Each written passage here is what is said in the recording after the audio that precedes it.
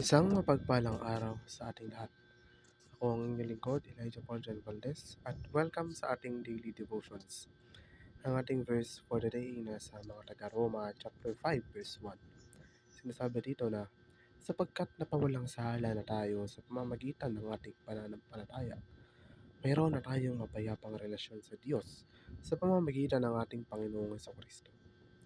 Ang konsepto ng pagbibigay katuwiran sa teolohiyang Kristiyano ay nauunawaan bilang isang minsan para sa lahat na pagpapahayag ng Diyos na ang isang tao ay matuwid sa kanyang paningin. Ang deklarasyon na ito ay batay lamang sa pananampalataya kay Jesucristo at sa kanyang sakripisyo, at hindi ito isang bagay na kinita o nararapat.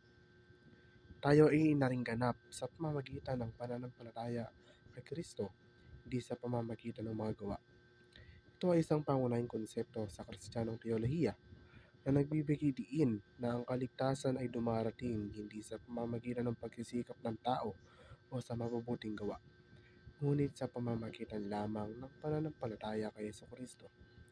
Ang doktrinang ito ay madalas na tinatawag na pag-aaring ganap sa pamamagitan ng biyaya sa pamamagitan ng pananampalataya. Ito ay sentro ng teolohiya ng Protestante at nakaugat sa mga turo ni Apostol Pablo, partikular sa kanyang mga liham sa mga taga-Galasya at mga Romano. Ang katuwiran ni Kristo ay pinagkakatiwala sa mga mananampalataya sa pamamagitan ng pananampalataya. Nangangahulugan ito na tinititigan ng Diyos ang mga mananampalataya bilang matuwid, hindi dahil sa sariling mga aksyon, ngunit dahil sa ang perpektong pagsunod at sakripisyo ni Kristo sa krus ay pinagkatiwala sa kanila. Ito ay isang pangunahing konsepto ng kaligtasan at katwiran sa Kristiyano.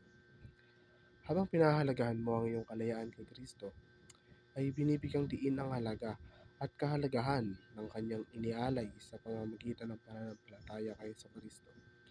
Ang kalayaang ito ay sumasaklaw sa paglaya mula sa pagkaalipin at kasalanan, sa takot sa kamatayan, at sa bigat ng pagkondena sa sarili. Gayon din sa kakayahang maglingkod at magmahal sa iba.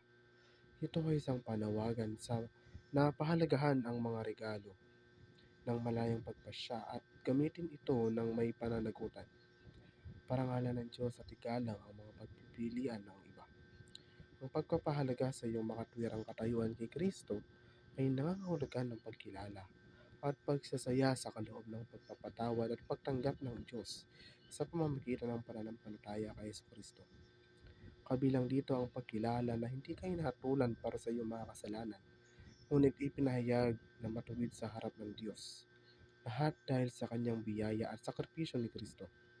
Binibigyang diin ng pagmamalaki ang nagangat sa iyo sa malalim na pagkilos ng pagkilala at pagpapahalaga sa tao. Sa kasong ito, ang Diyos na nagpahayag sa iyo ng matuwid sa kanilang paningin ay isang konseptong sentro ng teolohiyang Kristiyano. Ang pagbibigay katwiran sa Kristiyanong teolohiya ay tumutukoy sa legal na pagkilos ng Diyos na nagdeklara ng isang makasalanan na matuwid, hindi batay sa kanilang sariling mga merito, ngunit sa merito ng sakripisyo ni Kristo. Ang pagpapahalaga sa gawain ito ng pagbibigay katwiran ay kinabibilangan ng pagpapahalaga sa biyaya ng Diyos at sa pagbabagong kapangyarihan ng kanyang katwiran sa buhay ng isang tao.